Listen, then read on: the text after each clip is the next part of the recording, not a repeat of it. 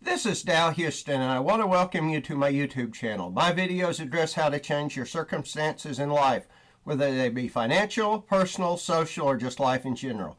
I know there are hundreds, if not thousands, of similar sites. With that said, for better or worse, I just see the world differently than others, and I can tell you without any hesitancy that you will find thoughts, strategies, and ideas here you won't find anywhere else. It is my sincere hope you will find the content interesting and enjoyable. Thank you. Hey guys, Dal here. It's a bright sunny Monday morning. Getting back to the routine. Had a nice rain last night. Hopefully kind of break our heat wave that we've been having here in northwest Oklahoma. I think Saturday the heat index was 112 or 113. It really wasn't that hot, but yeah, in the humidity and everything else, it was brutal.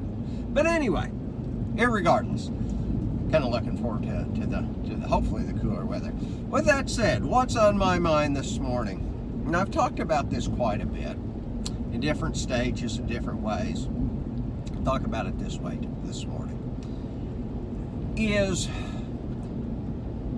if you're struggling with your life, or even if you're not, it's really important to understand and look at the basics of strength and the basics of weakness. Take and extrapolate from your mental equation what you think those are, and really look objectively at what those things are. And once you do that, man, you are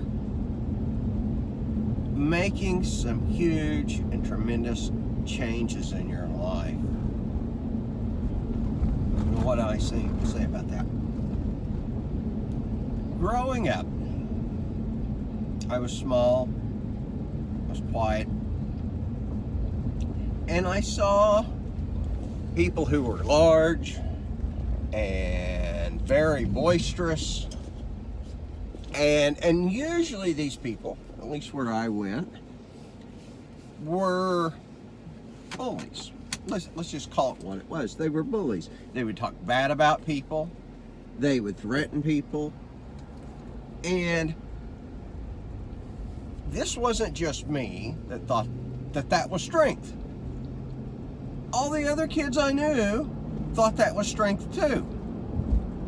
That is strength. I see it on TV when they're talking about politics and some of the ugly stuff going on, that some people perceive that bullying, that obnoxious behavior, was strength.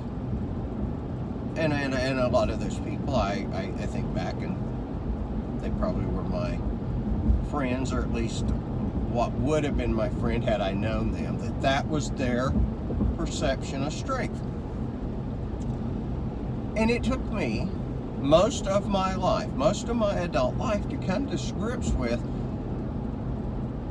looking at it, throwing away what I believed was true, and looking at it for what it really is. I remember seeing some movies when I was a little kid about a big guy. I remember one more movie in particular. A big guy, very quiet guy. And he just kind of, when he didn't raise his voice or anything else, but when someone was picking on someone small, he came and said, "Hey, you want to try that with me?" Very calm, collected, and usually the other guy'd back down. And I realized now that you don't have to be a floor mat in a way, but that strength is knowing. And I'm using this in a physical nuance to begin with, but it's mental, it's emotional, it's everything. But to first talk about it, in a physical sense, if you're a big guy and you know you can take care of yourself, you don't have to be a bully. You don't have to go on about your strength. You don't have to go on about how many people you beat up, how many people you could beat up. Why? Hey, I'm strong. I don't have to worry about that crap, okay? And yet, as educated as so much of this world is, and as experienced as this world is, I still see, I would say, I'm not a statistician, but the majority of people falling into that old trap of what strength is. I've shared with you in some of my other videos. A law firm I worked for years ago, God, it's been about 20 now, where the head partner, the head of the firm, was just a raving lunatic. People were scared to death of him. People in the firm were scared to death of him. Other lawyers were scared to death of him. Judges were scared of him. He had a reputation that was brutal. And I seen him go off on people. He had meetings where he was notorious for if things didn't go his way, he'd throw hot coffee on them.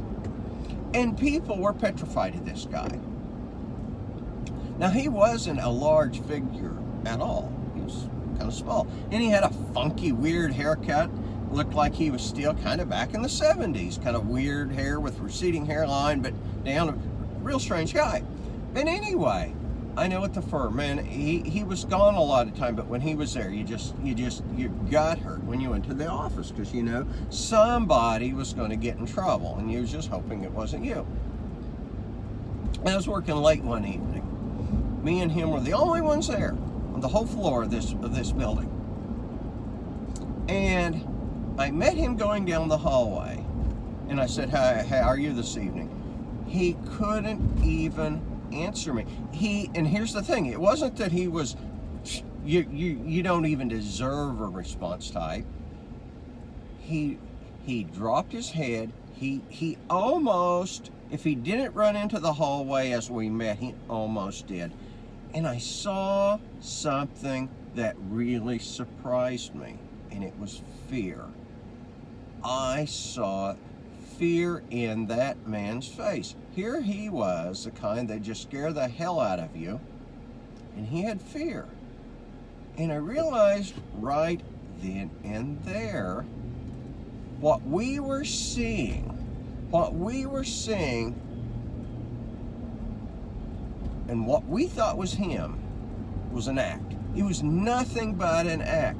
It was an act because he was not strong. He was not strong physically, nor was he strong emotionally, mentally, even intellectually.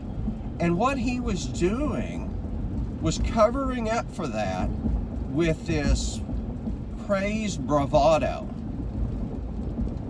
And that was a point in my life. And at first, I thought, okay, it just applies to him. Wow, that's pretty interesting.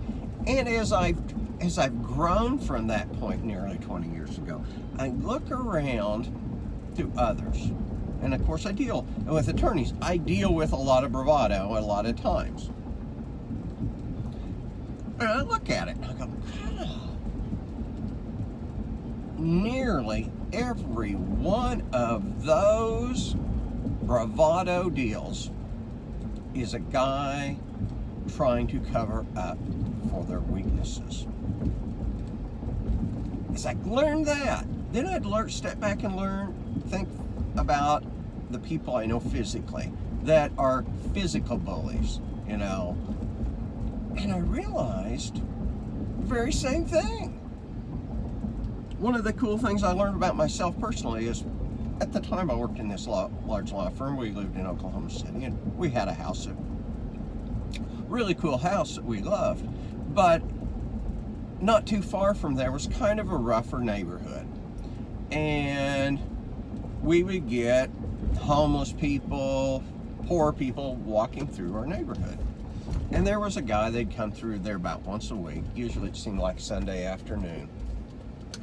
And you'd be working in the yard, and he'd come up and ask you for money. Now, he was a homeless guy. He was shabbily dressed. He had one eye, and you could see it was one eye. It was marled. It was scare the hell out of you. Now, I had never been around anything like that in my life. And My response to him the first time was I listened to him a little bit. Then as he'd come back every week or a couple of weeks from that point forward, I just run him off. I'd see him coming, I'd run to the yard and I'd growl at him, "You get the hell out of here, go on," okay? As I've gotten older, I should have realized then, but I didn't. I didn't have to do that. This guy, there wasn't enough of him there, and it was clear he had no weapons, that had he posed a threat to me, I could have easily taken care of it. Why was I being like that? I was scared. I was frightened. Yes, his look scared me, but instead of looking inside myself and saying, take comfort in yourself, Dal, you are tough enough to handle it, I did it. It is amazing. Once you discover this different way of thinking, and once you realize it and start to apply it and start to look at the people that you previously thought were strong people, and you look at it and you say,